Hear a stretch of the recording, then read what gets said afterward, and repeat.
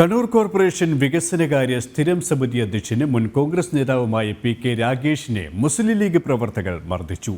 മർദ്ദനത്തിൽ രാഗേഷിന്റെ തലയ്ക്ക് പരിക്കേറ്റു. രാഗേഷ് അനുകൂലികളും മുസ്ലിം ലീഗ് പ്രവർത്തകരും തമ്മിലുള്ള ഏറ്റുമുട്ടലിൽ 2 ലീഗ് പ്രവർത്തകർക്കും പരിക്കേറ്റു.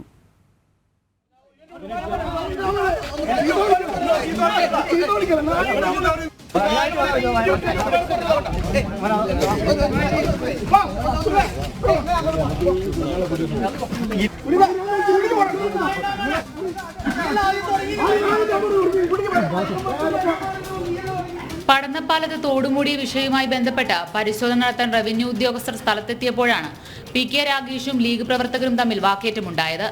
തർക്കം മൂർച്ഛിച്ചപ്പോൾ രാഗേഷിനെ ലീഗുകാർ ആക്രമിക്കുകയായിരുന്നുവെന്ന് പോലീസിന് നൽകിയ പരാതിയിൽ പറയുന്നു. തലയ്ക്ക് പരിക്കേറ്റ പി.കെ. രാഗേഷിനെ ജില്ലാ ആശുപത്രിയിൽ പ്രവേശിപ്പിച്ചു. പടന്നത്തോട് മാർത്താണ്ഡിക്കാവിന് സമീപം തോട് നികത്തി സ്ഥലം കയ്യേറിയെന്ന് പി.കെ. രാഗേഷ് പരാതി നൽകിയിരുന്നു. ഇതിന്റെ ഭാഗമായാണ് സ്ഥലമളക്കാൻ റവന്യൂ വകുപ്പ് അധികൃതർ സ്ഥലത്തെത്തിയത്. സ്ഥലം അളക്കുന്നതിനിടെ രാഗേഷ് അനുകൂലികളും മുസ്ലിം ലീഗ് പ്രവർത്തകരും വാക്കേറ്റമുണ്ടാവുകയും അത് തമ്മിൽ തല്ലിൽ കലാശിക്കുകയുമായിരുന്നു. അടിപിടിയിൽ ലീഗ് നേതാക്കളായ ടി.പി. വാസിൽ, കെ.വി. ശിഹാബ് എന്നിവർക്കും പരിക്കുപറ്റി. ഇരുവിഭാഗത്തിന്റെയും പരാതിയിൽ കണ്ണൂർ ടൗൺ പോലീസ് കേസെടുത്തു. കോൺഗ്രസ് നേതാവായിരുന്ന പി.കെ. രാഗേഷിനെ പള്ളിക്കുന്ന് സർവീസ് സഹകരണ ബാങ്ക് തെരഞ്ഞെടുപ്പിൽ വിമത പ്രവർത്തനം നടത്തിയതിന് കഴിഞ്ഞ കൊല്ലം പാർട്ടിയിൽ നിന്ന് പുറത്താക്കിയിരുന്നു.